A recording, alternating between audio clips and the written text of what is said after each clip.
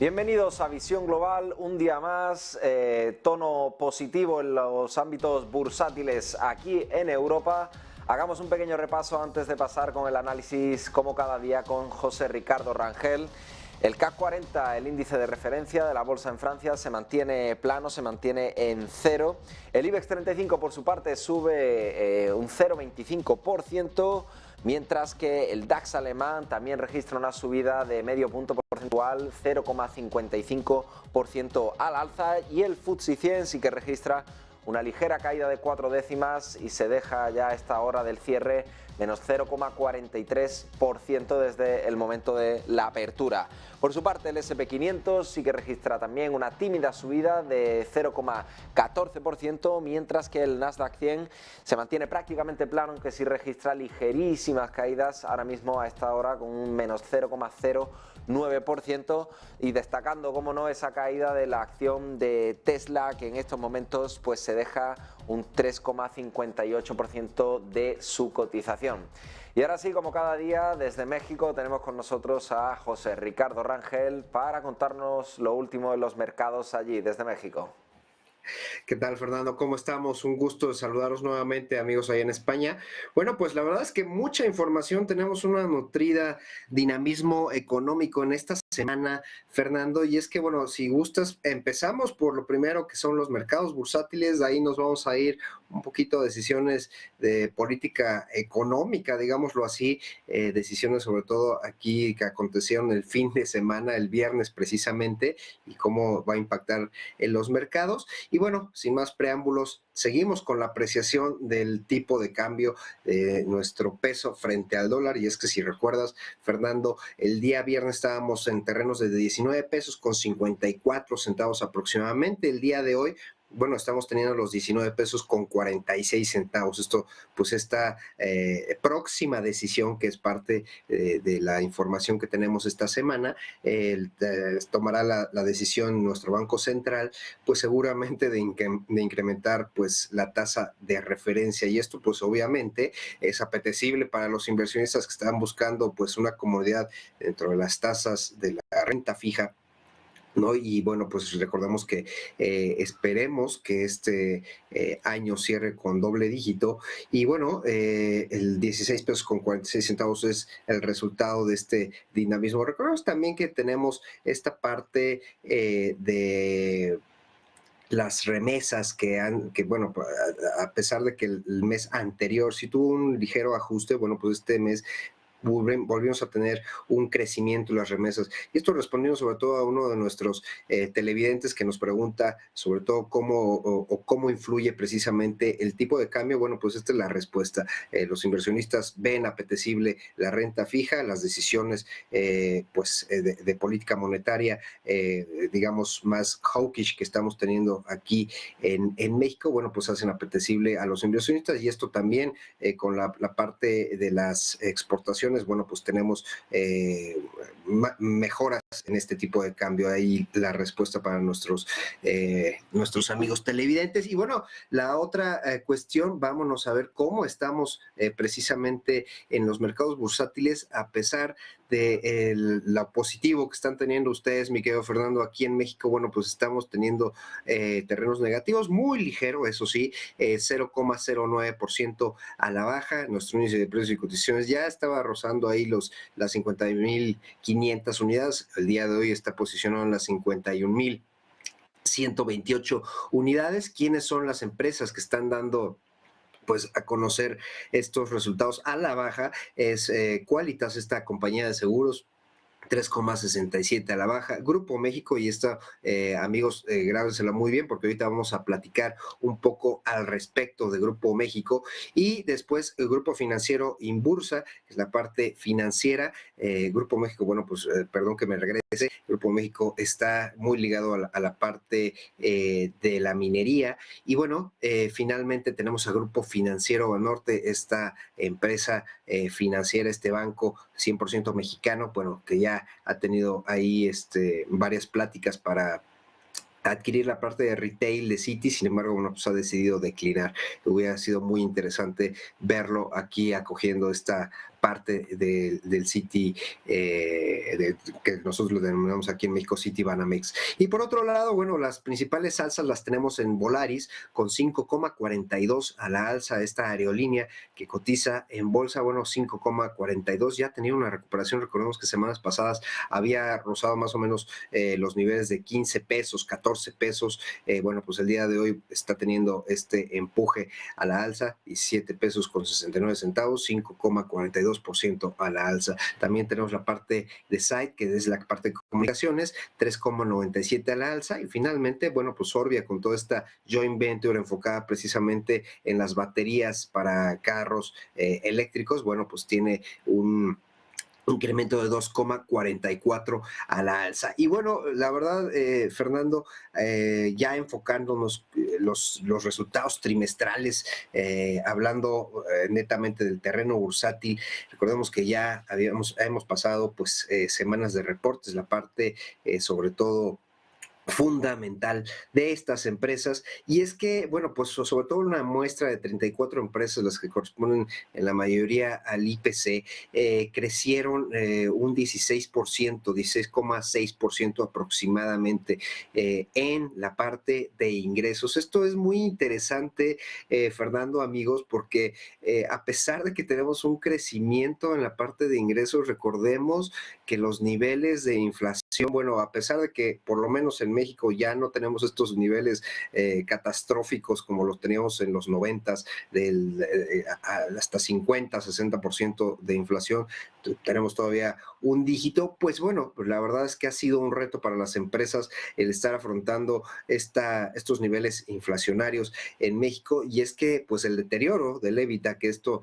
es después de los costos, se está contrayendo más o menos en esta muestra un 0,9%. ¿Esto qué quiere decir? Bueno, pues que cada vez el costo precisamente de realizar las actividades propias, ya sea en sus distintos sectores, Fernando, amigos, bueno, pues está implicando mayor costo y está erosionando los márgenes de ingreso de utilidad antes de impuesto. Por otro lado, fíjate que la utilidad neta pues sí avanzó más o menos un 20,3%, y esto pues seguramente por los costos financieros, ahí aprovecharon seguramente a financiarse, y bueno, con esta parte de los costos financieros pues también tuvieron cierto beneficio, digámoslo así, lo cual pues benefició a los márgenes de utilidad neta, 20,3%, la verdad es que es muy interesante. ¿Quiénes fueron las ganadoras aquí, mi querido Fernando, amigos? Bueno, pues como ya habíamos comentado, las ganadoras fueron los grupos aeroportuarios, Grupo Aeroportuario Azur, Grupo del Sureste, esta empresa precisamente que se dedica a administrar los aeropuertos en la parte del sureste, todo lo que es Cancún, lo que es la Riviera Maya, toda la parte sobre todo de Chiapas, bueno, pues los invito también a que visiten esta zona y reactivar precisamente la parte de turismo. Bueno, pues aquí vemos la gráfica, cómo se desenvolvió este último mes, desde octubre hasta noviembre. Bueno, pues tuvo una señal ya de, si no me equivoco, si ponemos la frecuencia relativa aquí por análisis técnicos, sí, efectivamente tocó la señal de sobrecompra y precisamente lo hizo en enero, el 1 de noviembre, perdón, aquí ya podemos ver esa señal de sobrecompra. Y bueno, pues otra empresa también que salió muy beneficiada en este aspecto fue Grupo Cuervo. Grupo Cuervo, recordemos que es la parte de embotelladoras de tequila, muy famoso bebida espirituosa, pero que no nada más tiene la parte de bebida espirituosa, sino también tiene de tequila, sino también la parte de un whisky pues irlandés que seguramente ya conocen, 100% de Malta, pues seguramente ya saben a qué me refiero. Bueno, pues también estuvo muy beneficiada. Estas dos empresas que acabo de comentarles, y aquí precisamente ya también marcó su señal de sobrecompra, tuvieron ventas aproximadamente el 29.4% en el caso de Azur y 20.2% en la parte de Cuervo. Esto a nivel ventas. En la parte del EBITDA, su margen de EBITDA respectivamente fue 39.6% y 33.3%. Finalmente tenemos a Grupo Aeroportuario del Pacífico, que es otra de las administradoras de aeropuertos, que se mantuvo en 27,6% en las ventas, y el EBITDA lo tuvo en 31.8%. Muy, muy interesantes estos datos. Sin embargo, pues bueno, como el mercado, pues tenemos ganadores y tenemos perdedores, mi querido Fernando. Y el caso, sobre todo, como les comentaba, que recordaran a Grupo México. Bueno, pues Grupo México fue uno de los mayores perdedores. Sobre todo, recordemos que la parte enfocada... por ejemplo, en el caso de Grupo México, bueno, las presiones sobre todo fueron en la parte de la rentabilidad, fueron mayores a lo esperado. Estos costos que ya les hemos comentado son los que están erosionando estos márgenes de EBITDA, que son el reflejo de esta rentabilidad. Y en segundo lugar, pues también volvemos al mismo caso de lo que es Cementos Mexicanos, esta empresa de cementos que ya hemos mencionado, que bueno, en décadas anteriores era un monstruo. Sin embargo, tuvieron ahí un desliz por ahí del 2008 con la parte de los derivados, y bueno, se ha ido contrayendo poco a poco. Esta emisora, bueno, pues redujo su guía para 2022. Esto, pues bueno, es muy interesante. Y vámonos al otro terreno, si me lo permites, Fernando. Porque hoy salieron los datos precisamente de la inversión fija bruta. Y es que por lo menos esta parte industrial, ¿no? Sobre todo de estas dos empresas que acabamos de mencionar, la inversión fija bruta, recordemos que es el scope que tienen las empresas, sobre todo para invertir en empresas muy relacionadas en la parte de la construcción y de la parte industrial. Y bueno, pues hubo un ligero crecimiento con respecto al mes de julio, agosto. Bueno, pues tuvo ahí, aquí estamos viendo este ligero crecimiento, lo cual, pues bueno, es de aplaudirse. No estamos llegando a niveles, bueno, más bien ya superamos niveles de prepandemia, muy ligerito por ahí, como podemos ver.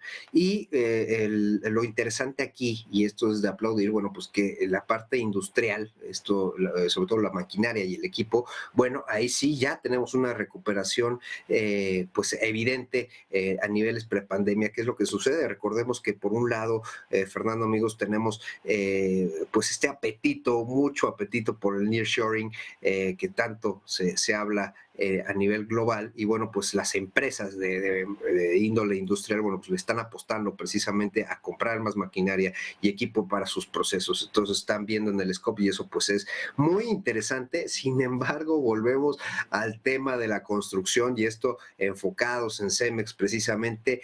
Estamos flat, igual que el reporte anterior de la parte de inversión fija bruta por parte de la construcción.